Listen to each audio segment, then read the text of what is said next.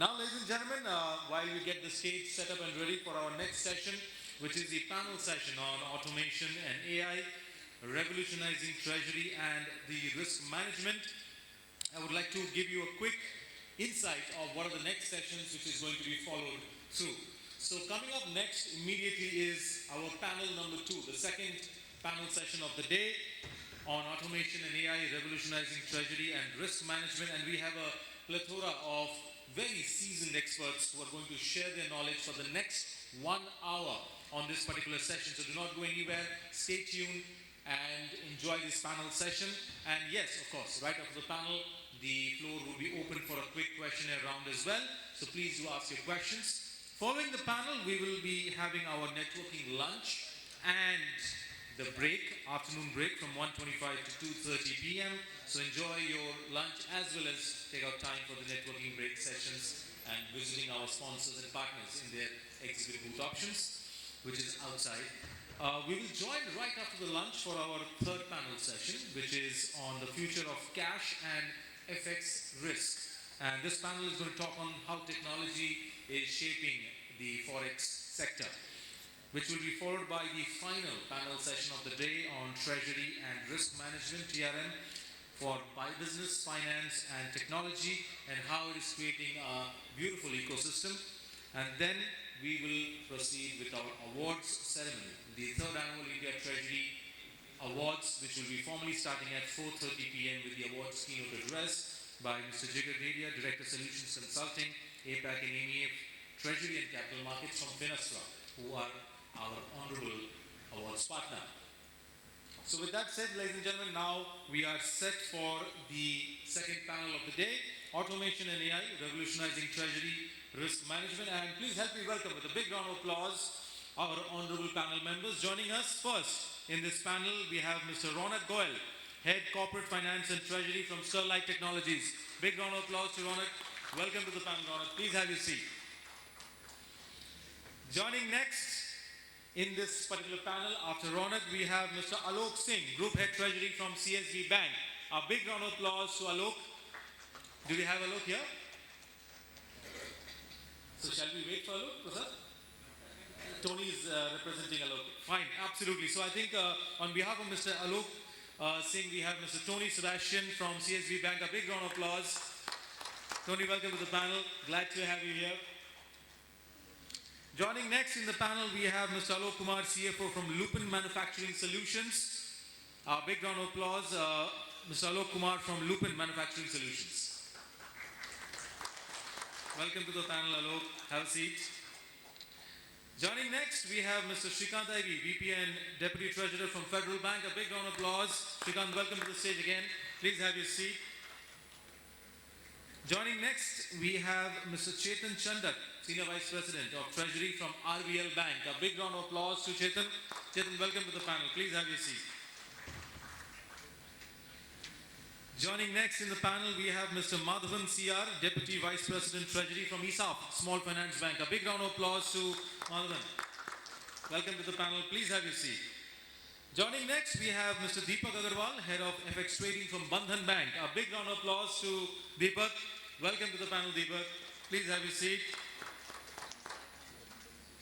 And now, ladies and gentlemen, our honorable moderator for this panel, Mr. Prasad Rao, Lead Solutions Consulting, Treasury and Capital Markets from Finastra. A big round of applause to Prasad. Prasad, welcome to the panel. Please have your seat. So I think, Prasad, fantastic panel and looking forward to a great session. All the very best.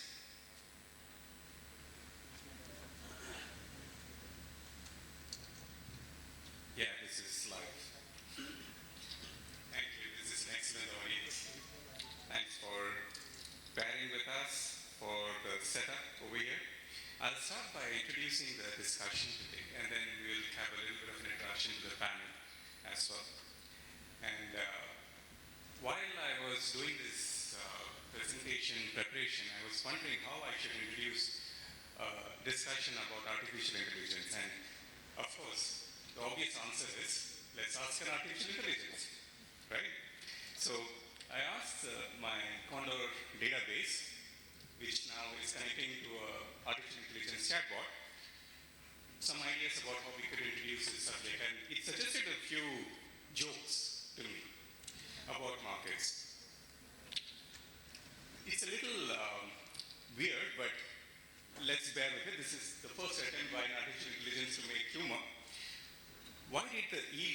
break up with a volatility smile. Because every time things got serious, the smile just flattened out. Is that humorous? What do you think? A few chuckles in the audience. Okay, let me try another one. Why did the yield curve and the volatility smile go on a date to the options exchange? Because they heard it was the only place where things could get steeper, flatter, and you still end up in the money. Okay. I can see some intelligence over there. I'm not sure there's humor, but there's intelligence, you have to admit, right? Okay, there was the third one. This one gets a little bit more tedious though, but let's give it a try. Why did the volatility smile dump the yield curve at the options party? Any guesses from the audience? All right, I'm sure you all want to know the answer to that one. Because every time things got risky, the curve tried to delta hedge the relationship instead of just going long on the bloody commitment. Sounds like a man. There is a sign of intelligence over here. I'm not sure about the humor, but definitely some intelligence over here. But what is cool about all of this is that I was able to connect to my Condor database and ask it a question in plain English and get some kind of a sensible answer. May not be your idea of humor, but it was a sensible answer. And that brings us to the topic of the conversation today. Basically, what is artificial intelligence? How is it impacting our markets, particularly the treasury and risk management space? Embracing AI is not optional anymore. It's a necessity. And we have the right panel over here to explain this to you. Let me start with introductions, and maybe we could simply go through as we are seated. So maybe I could start with you, Sreekanth.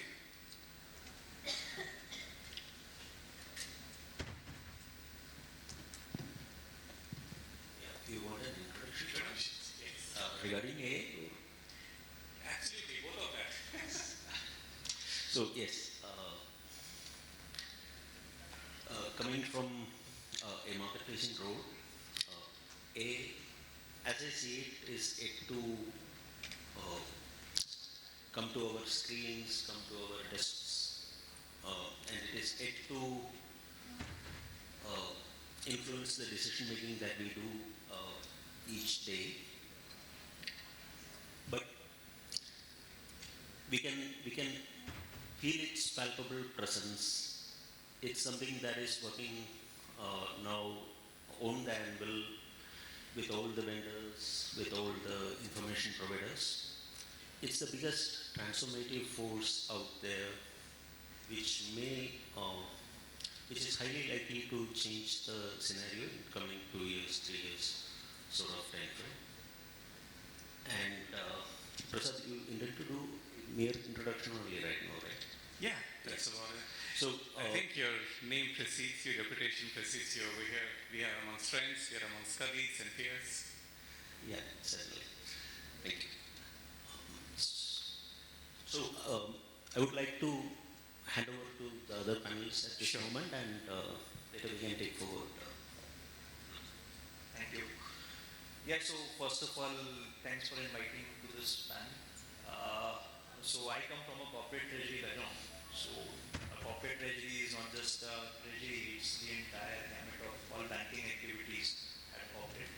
So there are many things which we are seeing in the air. You will see a pop-up coming at your Gmail screen, or maybe something coming to your Teams, that you will see that there is a AI tool which can maybe give you notes for your meeting. It can give you the summary of what discussion has happened. A bot assistant for you, which is coming up. So that's the simplest example I want to just start with, that how AI is entering into our life, irrespective of what would we work into.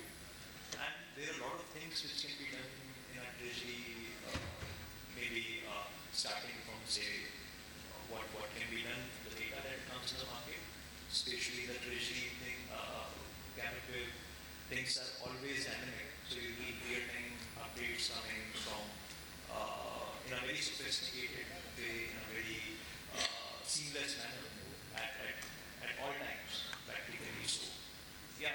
is going to be a biggest, maybe the disruptor in the times to come. Maybe we can compare it with something like spreadsheets coming into the working. So maybe the next disruptor would be something coming from here. Yeah, the language that we use has already started changing. We have started using more AI terms. Mr. Tony? Yeah, good afternoon to all.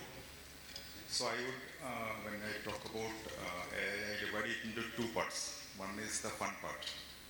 Fun part is, say, I'm asking my team to create a market report. So it is readily available, they can generate it. So beautiful PPT comes. Or some trading decisions which they can take, some inputs from AI to help them in taking a trading decision. So there's a lot of hype. So people use that for those. That's the fun part. But second, we need to come to functionalities. So that's we are all treasury managers. So when we think about functionality, first thing which comes to our mind is you are always thinking about automating, making things more easier, making things more accurate. So where AI can help on that. So first thing is routine jobs like reconciliations, which we can, or maybe most of your systems will be permitting you to do reconciliations already, that automation will be there, but to the next level, how AI can help on that. That is one part. Second thing is on the requirement from a bank, so even from any treasury, is that you need information from your, say, your treasury system or from your core system. So if, for example, I will put right now RBI has put the LCR requirements for the banks. So we are a small bank, but we have a customer base of maybe around 25 lakhs customers are there. So what's the deposit? We have different categories of customers are there. So what is the pattern of renewal of deposits from a particular category, say education institutions, when their funds goes up, when they require funds? So those type of analysis, if we need to do, the present systems are unable to give you any inputs. We are simply blind. We are having some MIS with you, but that level requires a lot of sophisticated computations to give us some meaningful information. So I think those are the areas which AI immediately will help us in the functionality part. And I having a lot of challenges also when we are thinking about, apart from the hype, when we try to implement in our treasury applications or systems when we are using it. So there are some gaps. First one, what I observe is that regulation-wise, still now we don't have any regulation on AI. Suppose I am automating, the example which I told, I am reconciling using an AI software. Whether my regulator will approve, okay, it's something as of now, it's something like a black box. We are putting in something into an AI system, something is coming out. So as of now, I am not clear how I will to the auditor or to the regulator, how I explain to him. It's automation, we know up to what level, what inputs you are giving, what is the expected output. But here some clarity is more required because service providers can answer best on that. I will convince the auditor or a regulator on that my AI system, if I implement, how it will function. That is the two information is required. Then second, another point which comes to my mind on AI is on one is regulation and its audit part. Second thing is that so the evolving changes. If you look at last 1 or 2 years, how fast this situation is evolving with the newer systems. So if a lot of inputs are required, a lot of changes are required in a treasury system to adopt to the AI system. So I implement something now, maybe after 6 months, whether it will be entirely relevant, that is one important thing which always comes to mind, and then we implement and think about implementing an AI system. These are some of the coding systems. Our tools improve over time, but our problems remain the same. It's always the same. It's regulations, it's liquidity, it's customer relationships. That's the determinant factor for the growth of the business, for the continuing operations of the business. But our tools have definitely improved over time, from Excel to AI. Chetan will get the mic next. Please give us an introduction, Chetan. And of course, I think Tony did bring up one interesting aspect about automation over there. Automation as a key driver for all of these technology adoptions. We want to improve our life. One way to improve our life is to automate the shit out of it. So, how do you see AI and automation reshaping your role as a modern Treasury professional? Yeah, so just introducing myself, I have been in Treasury for the last 18 years. And I seriously wonder that, if AI and automation was back there then and grew alongside me, would I be here, sitting here and interacting with you guys, or AI and automation would have retired me much earlier? So yeah, that's definitely something which keeps going in my head. As Prasad was mentioning that AI and automation is not something which is optional now and which we can clearly see. I think it is the engine which will, bring in the alpha in every organization. So basically, I was just wondering if, AI and automation, how big it has been now. I was just, talking to a AI and automation professional from the US, one of my friends, and he gave me this example that if you and me right now, picture this, you and me are benchmarked against some new age treasury professional who is backed by an AI agent, say, named Siri. And this Siri never sleeps. It works 24/7. It basically, does all the heavy lifting. It is plugged into the live streaming data, global news, economic indicators. It gathers all this external information, crunches all this data, takes all the internal, data from the SAP, from every line item in the balance sheet, every invoice, basically has the capabilities of running multiple stimulations from this internal and external data and providing this information to the new age treasury professional, right? It funds the gaps by the cheapest liquidity available at that point of time. It sweeps in the excess liquidity into optimized deposits, right? It does all this while running analytical AI and algorithms to generate future cash flows and gives all these reports to its, manager. Basically, it does heavy lifting 24/7, provides all this data to its boss while letting him leverage on this data and concentrate what he's best at. That's strategizing, right? So you and me sitting here, can we compete against such a professional? I think no, right? But that's the point. The game has changed. And to be in this game, I cannot be resisting AI anymore. I need to adopt AI. I need to train the AI. I need to trust the AI and let it do what it is best at. And I do what I'm best at, which is, talking here, sipping a coffee, doing good networking, and making money. Yeah, so that's the point. Yeah. The AI robots are coming as well, Chetan. Yeah. But let's go on to Deepak ji now. Good afternoon, friends. I have been within the treasury buckets for almost 2 decades now, primarily on the trading field, FX markets. When we speak of AI, we got to first think of HI, human intelligence, which was always there within us. Technology came in later. We could always predict the simplest of things. Sorry. I'll start with examples. A cookery show or a sports event, the human intelligence told you what to market or what advertisements to show, a power drink or a cooking oil during such events. So that was human intelligence. From there on, we moved to AI, where bits and parts AI came, technology came in, wherein businesses realized, and okay, what does AI work on primarily? Data. The more data you give, the vast or the more information you would get in return. And which is what businesses, or rather everything, the industry caught on to. Again, I'll more so give examples.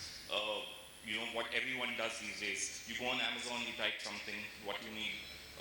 The AI would function and give you not something which is the most expensive or cheapest in the market, but it'll analyze your trends, what you've been buying, what you've been looking at, or what you have in your household, and predict those answers. When you watch Netflix, for example, a show that you watch, it'll go on and predict what is it that you might like to watch.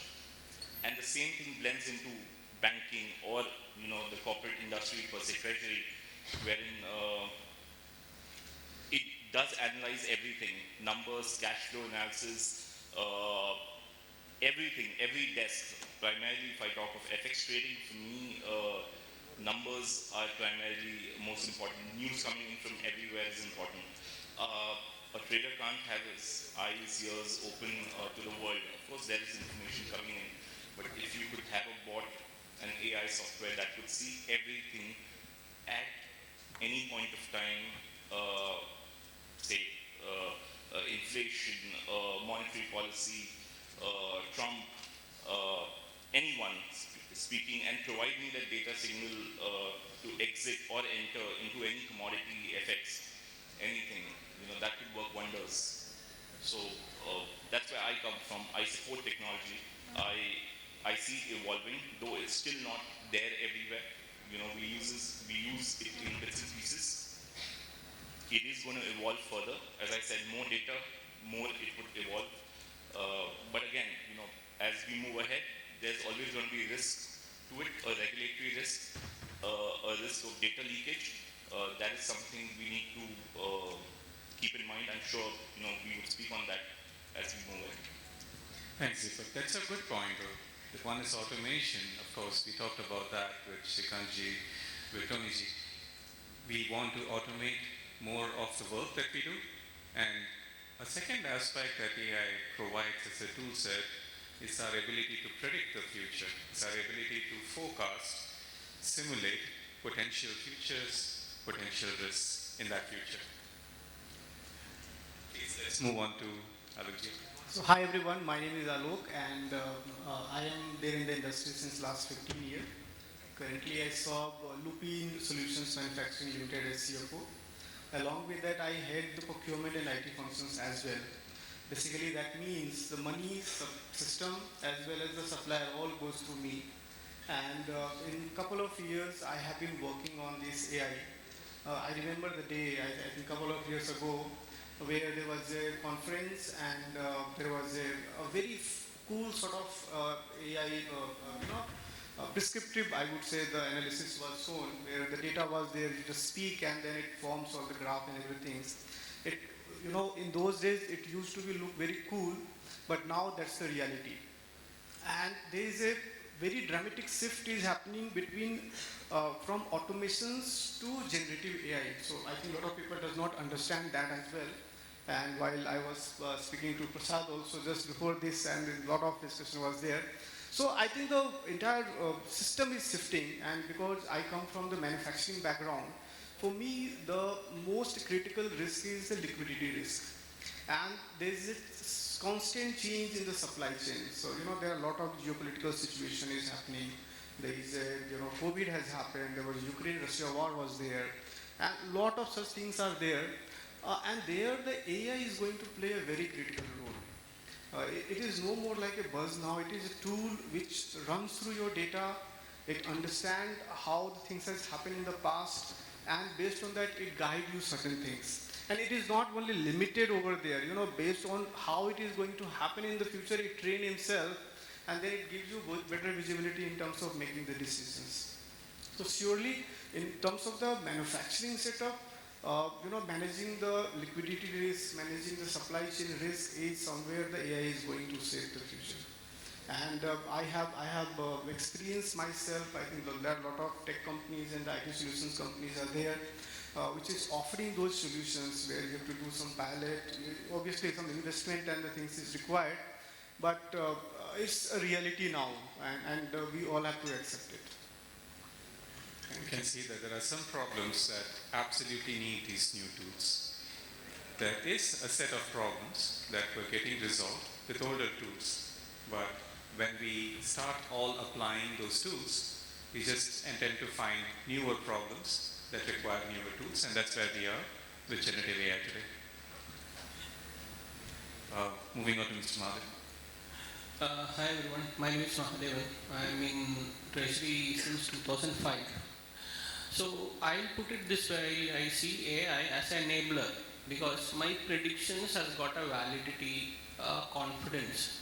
So for example, if I'm predicting liquidity in my bank, so that liquidity predictions would have a value add if I use the tools, because earlier my senior banking colleagues will agree, earlier the banking was entirely done on books, then we moved on to computers whereby we had a data overload.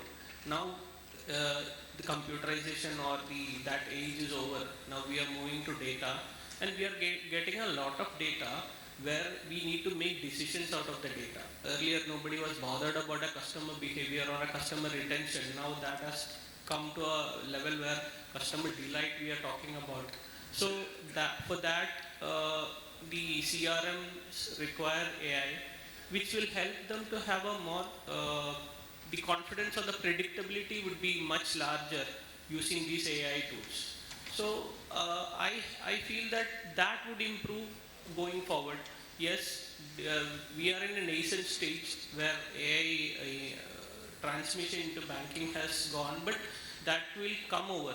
Because when I see that when regulator comes, earlier they were asking for data or information. Now they are asking for raw data. So they are also using the raw data to understand how the business model is working. And in that way, they are understanding our business better than what we understand. So they are finding out the risks, especially where in an industry like small finance bank, where the seasonality of credit is very high, because my customers would be microfinance customers. That is the last mile. So there the AI has started, the data has started playing a much larger role. So that's what I feel. It is at a nascent stage, but we are definitely into that. That brings us to the next question actually. Thank you, Mr. Mahadevan. Essentially, we do know that AI is having a huge impact on a few areas today. Search is impacted. People who used to use Google have been migrating to chatbots. People who rely on creative activities like video generation are exploring the limits of what is possible with new LLM technologies. And of course, as we were describing in the audience just now, regular operational activities, security management and forecasting, regulatory reports, these are all receiving an AI treatment, trying to automate what is possible to automate, trying to be a glue between multiple systems. That's a workflow that's already being adopted across the industry. And these are all interesting topics that we can go further, deeper on. But importantly, one question I'm sure that's coming up from the audience as well is, specifically, how are we implementing AI today? In fact, that's a question from one of the panel members as well. Alok was also asking me this question. Specifically, is our industry adopting AI, and in which areas? I would love to listen from the panel on your experiences, and of course, I will also share my experience from a software background, because Finastra is a software provider, and we are, of course, big consumers of AI, as you all know. Let me start with Sreekanth again. We'll go through the same panel round robin. Thank you, Prasad. So, coming to AI, the background, as many of the panel members already discussed, how do we achieve customer delight? Of course, data analysis leading to customer insight on the customer and personalization and yeah. So when we come to specifics on the treasury space, particularly on wealth management, the CRM that Mahadevan mentioned holds the key. But I would like to get into the more market-specific and treasury-specific area that is coming from trading background. I think, and maybe on customer one more point is of course chatbots, which are devoted chatbots to treasury and markets. Okay, coming to the treasury trading financial markets part. The one big idea that I would like to see happening, and these are ideas that we are working on as well, and in our dialogue with vendors and service providers, we also know that they are keen to develop on these ideas. Firstly, trading idea generation. Like, see, I would like to put a bit context to this. How is AI different from HI? Is it in capability or in capacity? So I would tend to say it is in human. It is beyond the human capacity. AI can handle more volume, more real time, so can tide over the time constraints that human intelligence often faces, and the decision making support can be real time. So in this sense. And just one more context would be if you compare markets now versus markets 20 years earlier when I joined, the data that reaches you is practically overwhelming now. The kind of information that reaches you through every channel. This is where AI can play the biggest role because there are systems, there are models that will be capable of managing more data real time and provide you supporting this.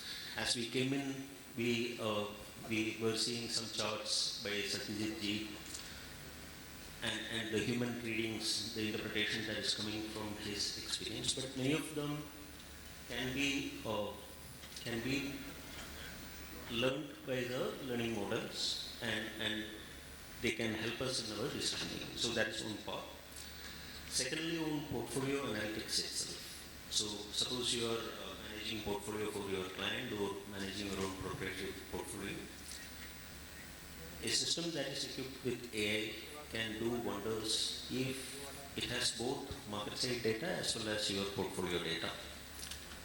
It can give you instantaneous insights into the emerging trends. See, the difference is unstructured data can be handled by these systems.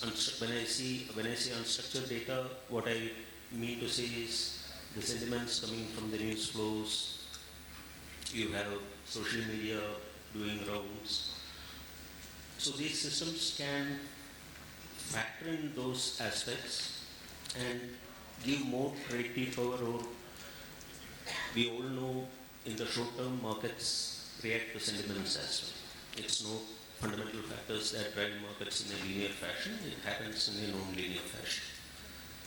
So this is where AI models can come in at a different stage. And then coming to risk management, again the idea is traditionally we use statistical methods to measure and monitor risk.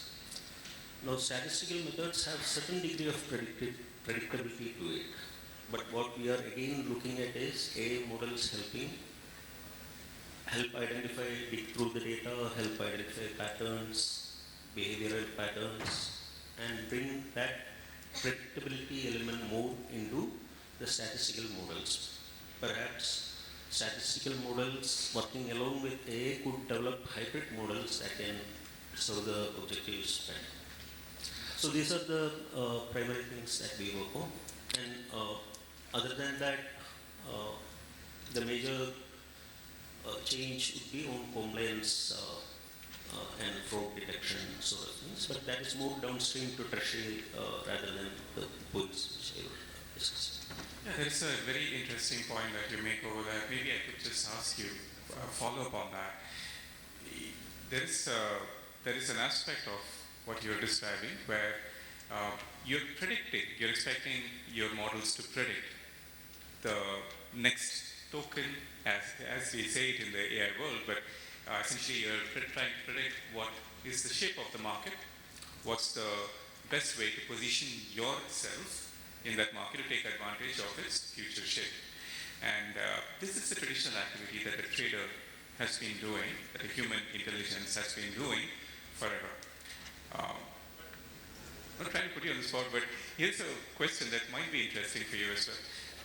At what stage are we in replacing, let's say, Chetan was talking about, a trader versus a trader equipped with an AI robot. What stage are we over there? Hopefully not in near future. But then my sense is like we have had umpteen number of movies, imagination that has traveled 20 years, 30 years before us, where humans become sort of slaves to artificial intelligence. So anything that human intelligence has imagined tends to happen in the future. That's the grim part of it. So I'll share, you started the session with a couple of jokes, no? So I'll share one joke which I came across in the AI space. We were trying to understand what trumps the big, beautiful bill, triple B, was. So we asked, what is your humorous take on triple B bill? The reply was like, this holds the potential to push US rating to triple B. So, and another humorous instance I remember is like, if at all AI takes over our roles, all that would be left to us to do would be to maybe put WD-40 on their creaking joints, etc. So jokes apart, I still think the point which I mentioned earlier, it's a human capacity versus capability question. Capacity is where they come to aid us and not really capability. That would be my take. Thank you. Moving on to you, Ronak. The one aspect of Treasury, of course, is the banking world is awash in data. Financial markets are very data rich, but a lot of the operational trading that happens inside corporates, there isn't the same volume of data that you're working with. I'm curious about your expectations of AI. You mentioned that you do expect to see AI leaching into liquidity management kind of activities, operations kind of activities in the future. Well, how are you planning to implement those in your organization, and particularly where data, particularly from a corporate perspective, is not as available as in the financial space? Yeah, so see, there were three things that were happening. First thing was the automation with which we started. Then we were discussing that we were doing robotic process automation. So maybe I'm saying corporates are somewhere there. Few are into automation phase, okay, and then few are transitioning into the RTA. And this AI is the third phase, okay, altogether more tech. Tech savvy require a lot of investment in form of maybe the people who can tackle the AI, maybe the resources in form of IT infrastructure, getting all the data, as you said. Because if you see corporates, while there will be all kind of requirements, we will need to deal with all the market data, say, for our limited FX trading that we do. We will be having all kind of requirements in terms of trade financing, for example, anything to do with the liquidity management, investment, everywhere. So you have all kind of requirements, but you will be having dearth of resources to do these specific things at your own. So if I just say where I would want to start with, a typical corporate should want to start with this, maybe getting things done in an easier way. Just to give you an example, a letter of credit, okay, LC opening, that process requires some basic transactional level things, okay? So there will be a cross-functional team involved, there will be an SCM. So while we will not be having a CRM as a bank would have, but you will have a supply chain team to cater to in case of an NC opening. You will have to see all the RBI regulation, all the LC requirement, etc. AI tool can maybe just talk to the SCM team on what all requirements are required. It can just go and check it with the RBI requirement and accordingly advise them on an LC opening. So this was just to give you an example on what can be one of the use cases. There are several others. The next step to RPA. Not just RPA, but maybe in AI, because you will need to apply an artificial intelligence in form of what is not just getting directly answered in the regulations. So you will need to step up beyond RPA in getting these things done. Now, where the corporates are, maybe they will need someone to come and do it for them, for all corporates together, right? Because maybe a handful of corporates can afford investing in these kind of assets. So you will need an intermediary who can just come and build this product, who can collate data.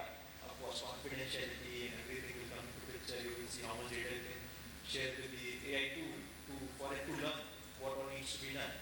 But you will need some plug-and-play model to actually implement these things for everyone at large, to practically implement all these things that we're talking about.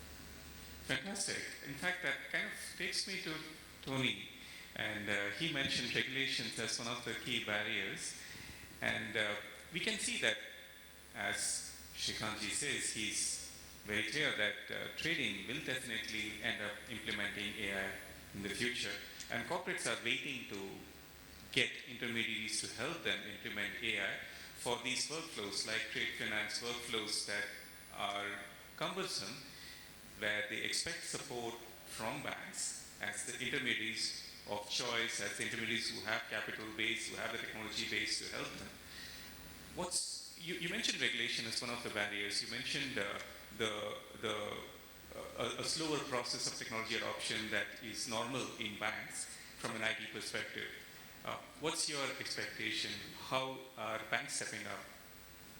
So it may not be a barrier, regulation may not be a barrier in adoption of AI technology by a bank, but the thing is that when we, the one reason why maybe a regulator may be waiting is this is an evolving technology. So immediately the regulator cannot prescribe so and so conditions to a bank or to any regulatory entity, he cannot advise that. But once things are evolving, then definitely there will be more clarity, or there will be some guidelines first will be received from the regulator, various regulators on the practices to be adopted.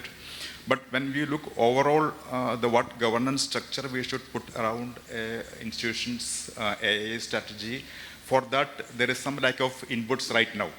So if I am putting something, maybe whether it will create some other issue subsequently when the regulator brings in some other controls. And then there is issues related to data storage and those things are there. But my belief is that gradually, maybe in a period of 1 or 2 years, these things will stabilize. We will reach a stage where overall there will be some standardized approach from all banks or financial institutions, and from the customers also, what is their expectation on this. So once that comes, then I think there will be more stability will be there. Right now, this is an evolving situation, so it may be some gaps, maybe in the next 6 months to 1 year period, there may be some gaps there, but eventually things will be more clearer. There will be clear guidelines on more what the banks should adopt on those things. That's one. So let's say that Sreekanth comes to you tomorrow and says, let's implement AI and ensure that from a trading desk of 5, we now have 50. Are you prepared for that?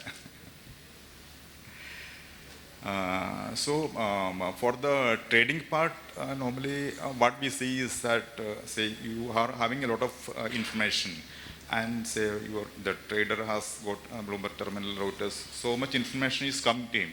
So definitely for him, this is an added advantage that something which he requires can be more easily made available to him. Because if you look at the screen, there is so much information available. So, but to help him to immediately take a decision, because he will not get that much time to verify or to check various, something has happened suddenly. So he will not get time to check all parameters before taking a decision. But their AI can definitely help on that. And for those type of information, I think there is no restrictions or anything on that part. So that they deal with them. But on the other side, suppose if you are extending it to the customer side, so you need some more preparedness. So whereas data may not be easily available at your fingertips. So you are having a huge customer base. So what is expectation of a particular category of customers? For that, you need to prepare for the AI transition. So you should take more inputs from the ground level on the and your core buying system or your application should catch more data. So that something meaningful for a customer base, how much for the customer side, how much we can give him a valuable input. So that depends on what is the requirements of the customer. So that system should be able to catch more data from customers while adopting to the AI system. So there's a difference between use cases, and some use cases obviously will adopt AI much faster. Mm-hmm. Maybe I can ask the next question to you in that case, Chetan. I think you also wanted to talk about how AI is actually impacting real world use cases today for you. You mentioned, of course, that trading is one of the use cases that definitely should see an impact. And Sreekanth also mentioned that. How do you expect your role to evolve with the usage of AI? Yeah, so I'll start with basically the thing which you put on, saying that if my boss comes and says it will, to increase my flow from 5 to 50, I think it will be the opposite. It will, he will ask me to reduce it from 50 to 5 going ahead. So that's my expectation. But I think AI and automation is not the next big thing. It is already generating, quantitative evidence and results. I was just reading about it, and just as I think last week I was hearing Goldman Sachs CEO stating that now 95% of the IPO prospectus can be done by AI in seconds, something which took 6-member team a couple of weeks to do, right? But what he mentions is the rest 5% still needs human intelligence, right? And that 5% becomes now far more important because the rest is just a commodity, right? The scarcity of knowledge is not at all there now, right? It's all about how you adopt it and implement it.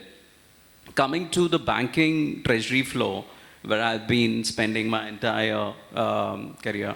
So now, in every aspect of treasury function, I can see AI and automation playing a part. In the global banking system, I think global banks have adopted far more earlier than what Indian banks have.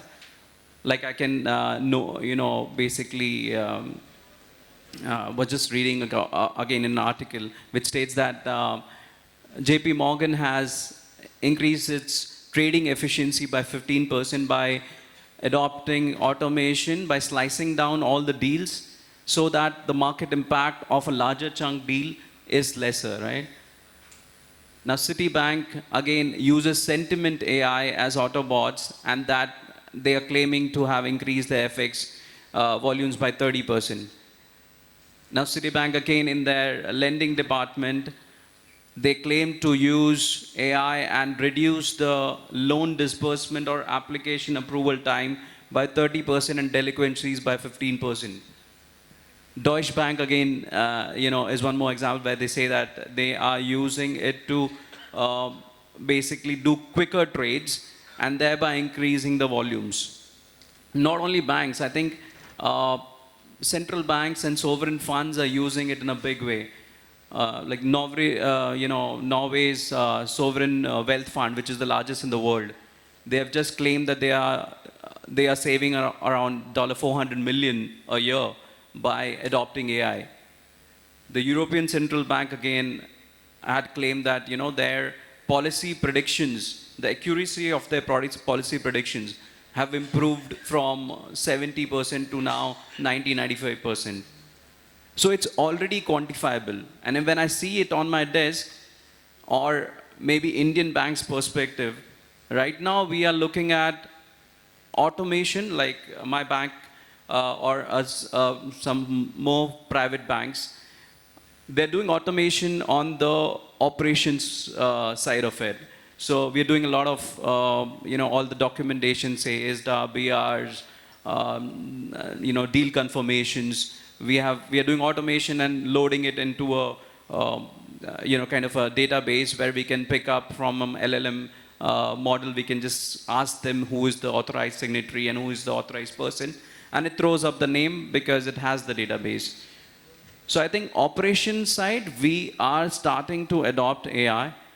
But on the floor side of it, I would like to see much more of that coming through, because it has a lot of implications on the floor. Like, Sreekanth was mentioning about, I think you mentioned capability over capacity, right? So basically, if Donald Trump suddenly wakes up from his dream in the night and tweets something, right? And if I can have my AI bot understand that sentiment of the tweet and hit dollar rupee or any other currency, that would be fantastic, right? We wake up in the morning and just see, and till the time the opportunity is gone, right? So there's a lot more which is coming.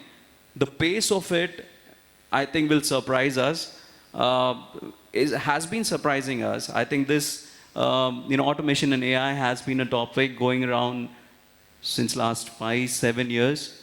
But the last year, the pace of it has really gone up, and I think that will surprise us and every function of the Treasury. True, FX is generally a very global marketplace, and a marketplace that genuinely never sleeps. Unlike perhaps equities or bonds, FX is one place where you can see that an AI chatbot acting in as a trader has definite flow benefits on the flow, on the trading floor. Deepak, I would like to take the next question to you. How would you feel when HSBC or Citi or JP, they are on the opposite side of your trade and they're using chatbots? So of course, before I answer to that, since we spoke of, or rather I spoke of predictive AI earlier, and we did speak of generative AI too, a quick example for everyone, I'm sure everyone follows it. Predictive AI is widely used already. It is something like asking a chatbot, what's my balance? It will answer. Generative, far more wider, where the question could be, how would today's financial news or data affect the balance in my account?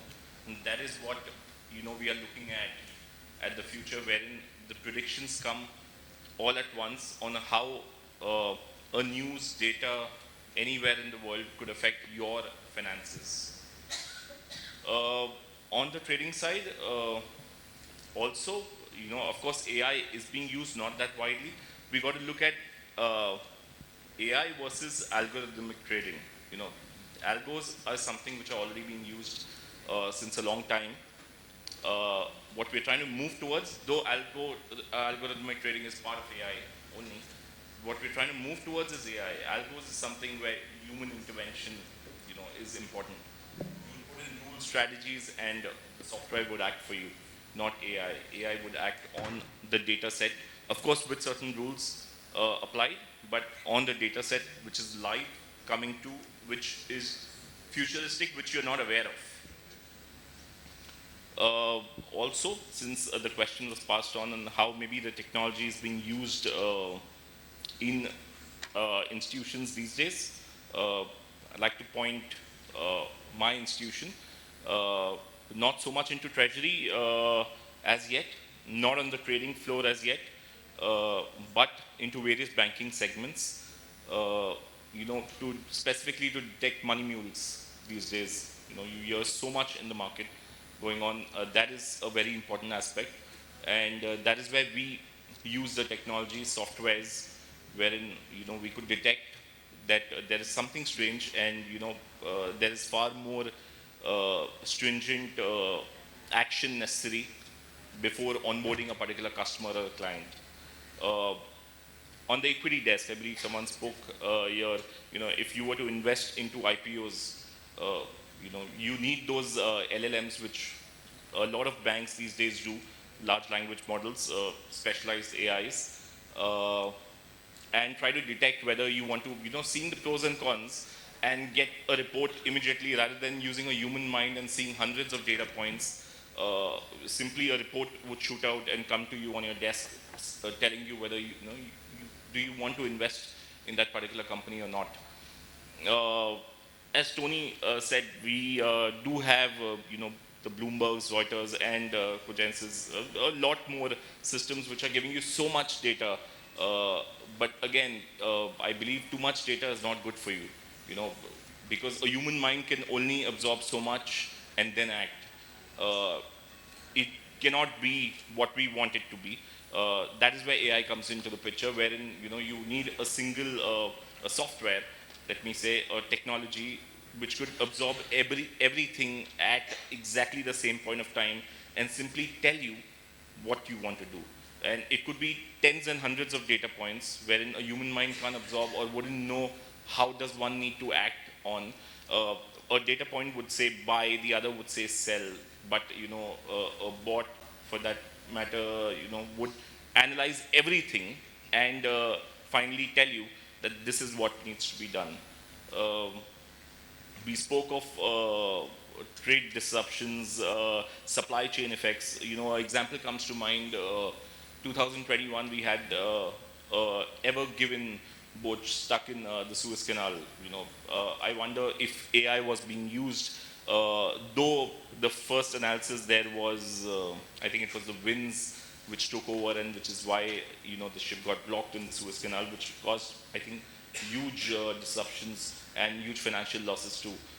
But then, if there was more technology being used, that could have been avoided. Of course, there are many, many more examples that could be there, but I think, of course, technology is there to stay.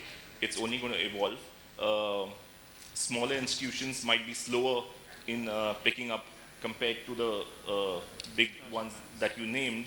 Of course, they are faster, they are early starters, but the others are picking up.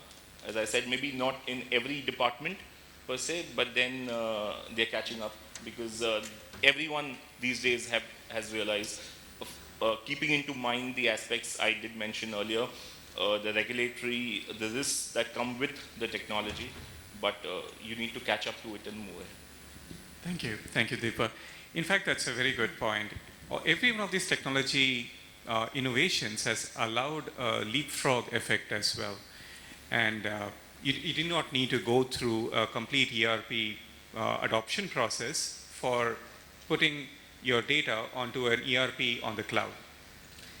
And a similar process is likely to happen now, where you may not need to go through a full treasury system automation build-out process before you start adopting AI and making a leapfrog in capability, in capacity, both of that.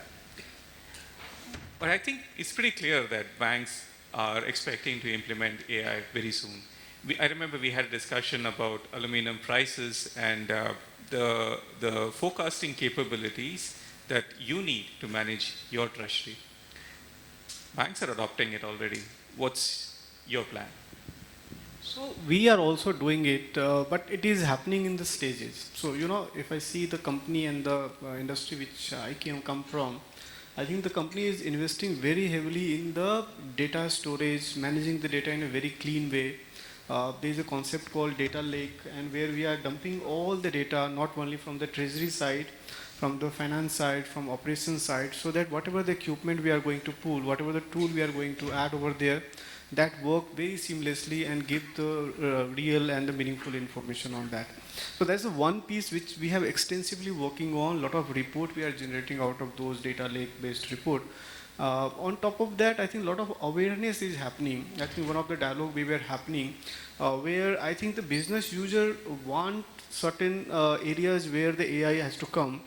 And on the other side, the data scientist may have those concepts to build the, the use case around that. But that bridge is still happening.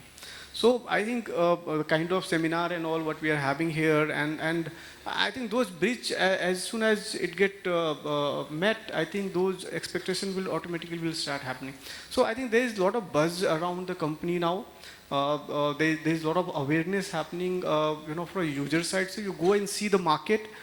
If needed, do some pilot run also on some of the things. So because the entire AI is at a very beginning stage as of now, you may not get the foolproof solution, but as we progress, as we learn the things, we would be able to get something best out of that. And it's very specific to the different company, because each company are at the different stage of growth, and their needs would be very different. So there's no race as such that somebody's implemented AI, so I should also go and implement. You should have the best use case where you can invest your time, money, and resources. And if it is, surely we should go there.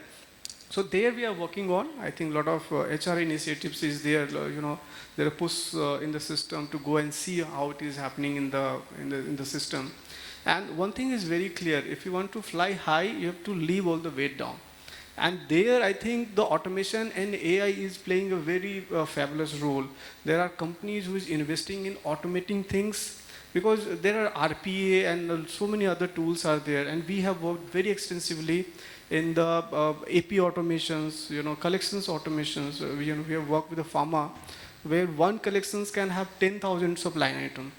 And to clear that line item in the books, it's a marathon job. So we have implemented RPA and such of tool, which can do the same amount of job just in 10 minutes.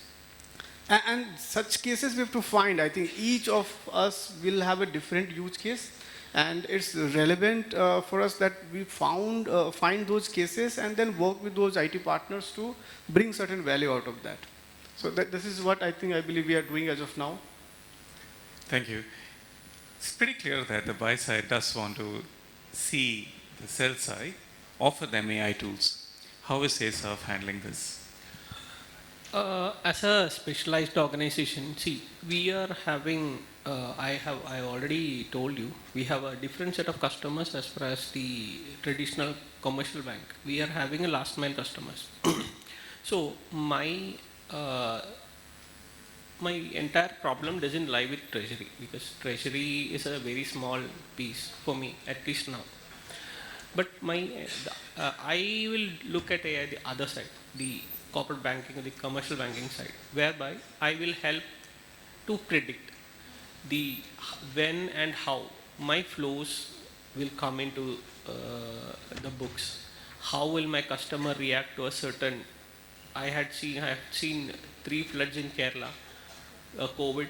So how will this react going forward? If such things happen, how will the customer behavior will be? How will this impact with my collections? How will this impact the entire cash flow?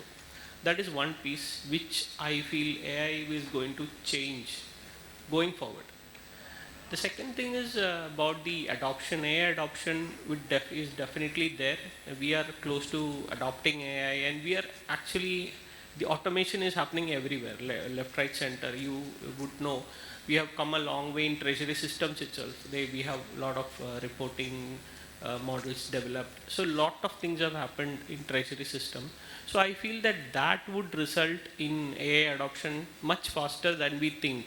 And even the regulations also would be much faster than we think in respect to AI, because AI helps you to take decisions on data sets rather than emotional. In trading floor also, I feel that AI will give you a data driven decision making rather than emotional decisions, which obviously every trader would do when he is trading. So these are all the areas where AI is actually started impacting. Personally, in our bank, and also the entire general banking industry as well. So for me, I guess AI will kick in much faster than we think it will. Thank you. Thanks, Mr. Mahadevan. AI is going to definitely kick in much faster than we think. And in fact, it's already kicked in for software in companies like us.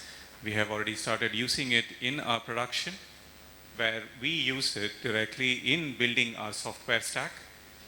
But importantly, we are also offering it to our customers, and we are offering a leapfrog capability to our customers where you don't need to go through a traditional process of going through a building of a full front-to-back system to be able to then adopt AI tools on top. We are offering you a leapfrog where these capabilities are available to you now, immediately, as soon as you start making your next decisions about your architecture, about the trading capabilities that you want to create, about the instruments that you want to trade in. I think this is a fantastic conversation, and it's pretty clear that from a treasurer's perspective, we expect that these technologies are coming much faster than most news organizations predict as of now. We are already seeing the impact of that, particularly on the trading floor when we interact with our international compatriots. And you should be looking at your workflows as well today to understand how you're going to implement this technology in the future, in the very near future.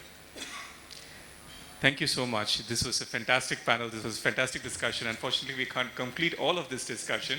I still have a few questions that we have not been able to cover. Please do let us know if you'd like a further discussion with us on this subject. Me and my colleagues are here. Let us know. Thank you Look so forward much. to meeting you. Thank you, Prasad, for wonderfully wrapping up the panel. A big round of applause, ladies and gentlemen. Fantastic panel discussion we had here on automation and AI, revolutionizing treasury risk management. My compliments and gratitude to all the panel members, and special thanks to Mr. Prasad Rao from Finastra for wonderfully moderating this session. I would now like to call on stage Mr. Vivek Gupta, Director from Forex, to kindly do the honors of felicitating this wonderful panel here. Vivek, if you could kindly do the honors. Thank you, Vivek. Please take the stage. We'll start first with Mr. Ronak Goyal from Sterlite Technologies.